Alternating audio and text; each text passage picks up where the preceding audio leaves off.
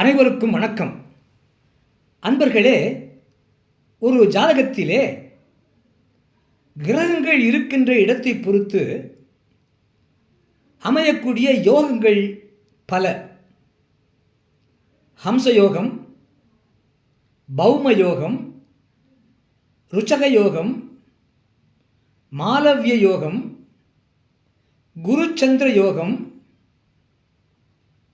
கஜகேசரி யோகம், விபரீத ராஜயோகம் என்று பலவிதமான யோகங்கள் இன்னும் நிறைய யோகங்கள் இருக்கின்றன. நான் ஒரு சிலவற்றைத்தான் சொல்லியிருக்கின்றேன்.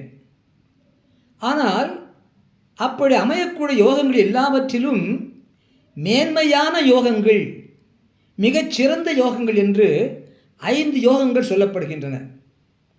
அந்த 5 யோகங்களுமே குரு பகவானால் அமையக்கூடிய யோகங்களாகும், அதிர்ஷ்டங்களாகும். இந்த குரு பகவான் கடக ராசியிலே உச்சபலம் பெறுகின்றார். ஆகவே எவரொரு ஜாதகத்திலே கடக ராசியிலே குரு பகவான் உச்சபலம் பெற்றிருக்க பிறந்திருக்கின்றாரோ அந்த ஜாதகருக்கு தலை சிறந்த யோகம் பெற்றவராக இருக்கின்றார். அடுத்ததாக இந்த குரு பகவானுக்கு மீன ராசி அவருக்கு சொந்த வீடாகும்.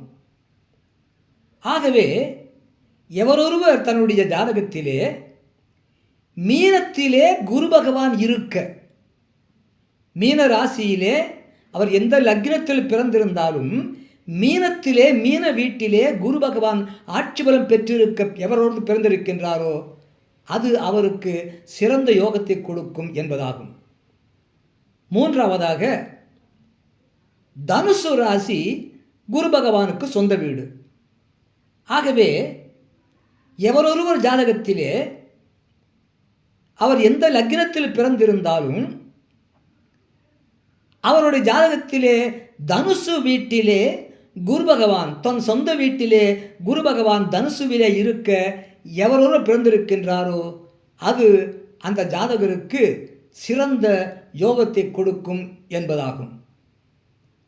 அதுபோல ஒருவர் ஜாதகத்திலே அவர் எந்த லக்னத்தில் பிறந்திருந்தாலும் மேஷம், ரிஷபம், மிதுனம், கடகம், சிம்மம், கன்னி, துலாம், விருச்சிகம், தனுசு, மகரம், கும்பம், மீனம் என்று இந்த 12 வீடுகளிலே எந்த வீட்டிலே லக்னமாக கொண்டு பிறந்திருந்தாலும் அந்த லக்னத்திற்கு 11ஆம் இடத்திலே, லக்னத்திலிருந்து 11வது வீட்டிலே குரு பகவான் இருக்க பிறந்திருந்தால் அது அந்த ஜாதகருக்கு சிறந்த யோகத்தை கொடுக்கும் என்பதாகும்.